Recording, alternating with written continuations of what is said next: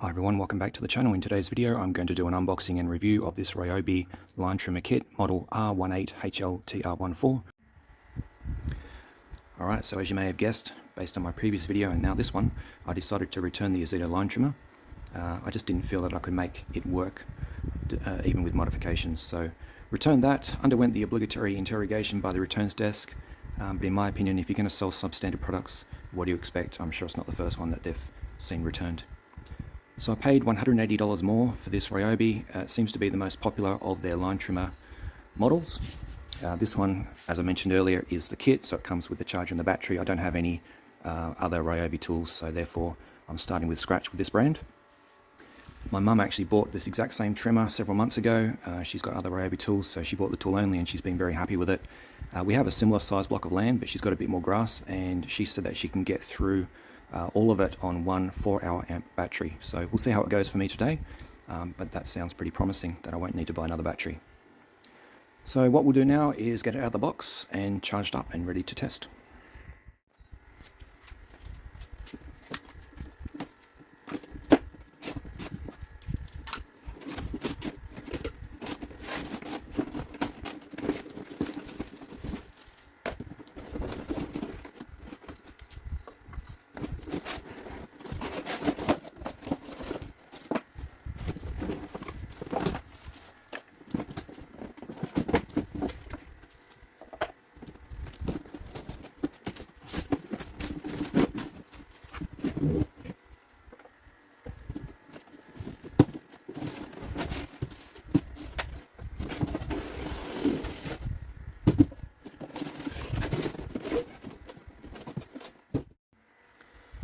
Okay, so out of the box we've got the main motor unit, the bump feed head with the real easy speed winder, which is in here, the guard, instructions, charger battery handle. So I'll get the battery on charge so that when we give this a test run I'll see how much range I've got doing the front and rear yards, and that will determine whether or not I will need to buy another battery, hopefully not.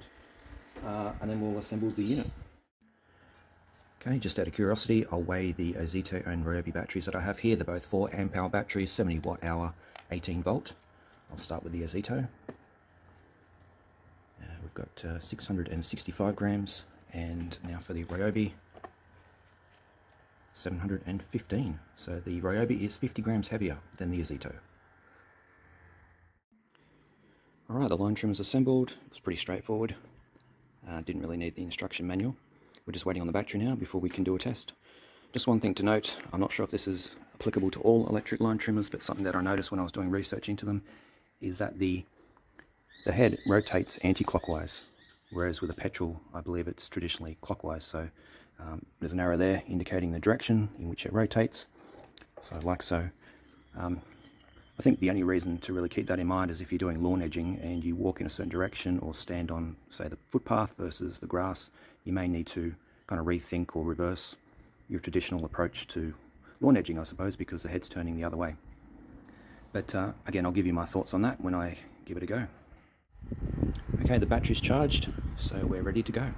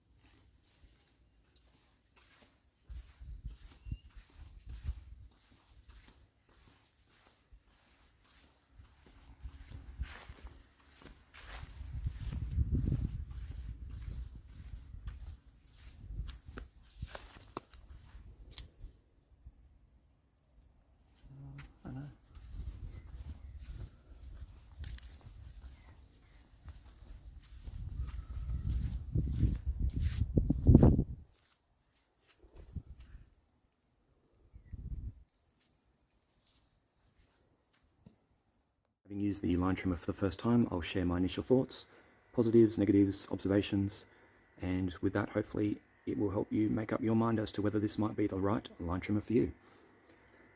So starting with the battery life, completely fine, got through the job on one charge, so I do not need to worry about buying a second battery. It was as expected because my mum has a similar size block of land, about 630 metres squared, but she has more lawn being on a corner, and she manages to get through her front and rear yards on one battery, so I can confirm, however, that so did I. Power, there is plenty of power. In fact, there was a couple of times when I was doing the lawn edging that it almost got away from me because there's so much initial torque compared to a petrol. So you'll see there in the footage that I took, there's a few kind of rough patches where I just need to get used to this particular unit, but I didn't even think about switching it over to the high setting. There is plenty of grunt on the low, so that was great. There's no fumes, so that's one of the catalysts for exploring electric line trimmers, was to avoid the exhaust fumes when I'm doing the lawn edging, because you do need to turn the unit upside down effectively.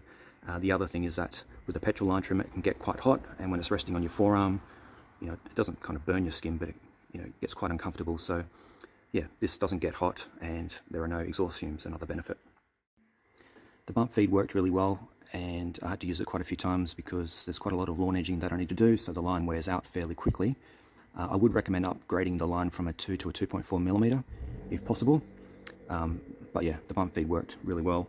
I didn't use the speed winder because I didn't need to, but I suspect that would also be a real advantage of this unit over any other, because once you do run out of line, you can quite easily wind a brand new line on. Another positive and major advantage of going electric is the fact that you don't need to worry about mixing fuel. You can just clip in the battery and away you go. So what I intend to do, as I already do with my electric leaf blower, is just put it on charge after I use it, so that I just need to clip the battery in and off I go each time I need to do some garden work.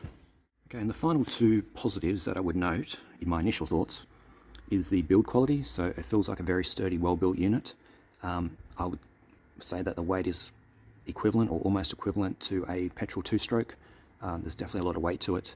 So if you're looking for an electric line trimmer because you want something lighter than a petrol line trimmer, I don't think you'll find it with this unit, but for me, I really like the fact that, you know, there is some weight to it. It feels like it's well built. So as for a couple of negatives, and these might be just things that I need to get used to over time, but the rotation of the head anti-clockwise meant that I had to alter the way that I actually go about line trimming. So basically, rather than kind of walk backwards, you have to walk forwards when you're kind of edging along a wall. When you're doing a edge against a footpath, you have to go in the opposite direction. So I was walking in the opposite direction than I normally would. So again, it's not a big deal, but it's just something to be aware of, that it seemed a little bit unnatural, and it just took a little bit longer. So I found that I was having to kind of do a few more passes as I got used to going in the opposite direction. So yeah, something just to keep in mind. The only legitimate negative that I've found so far is the amount of debris that this throws up. When I was doing the lawn edging, there was a lot of dirt and dust being thrown around, and there's a section on the nature strip beneath a tree where there's a few blue metal stones and branches, like smaller branches, and these shells that I think the birds eat and drop onto the ground, which were being thrown at my lower legs, which just didn't happen with the, well, not to the same extent anyway, as the petrol line trimmer. And I found that my lower legs, after completing the job, were far dirtier as well than they were when I used my two-stroke petrol line trimmer. So just something to keep in mind, I suppose, that you may want to use lower leg protection depending on kind of where you're using it, because it was just being thrown past the guard, even though the guard has more of a plastic shield to the left of the shaft. So yeah, again, just something to keep in mind. So they're my initial thoughts on the Ryobi line trimmer. Just to wrap up, will I be selling my Victor or giving away my Victor two-stroke petrol line trimmer? The answer at this point in time is no. I intend to keep that as well. It'll be useful as a backup, but it's still a good solid line trimmer. But going forward, I do intend to use this one. So I'll leave the video there for now. Any comments or questions, leave them below and I'll get back to you. And as always, thanks for watching. Cheers.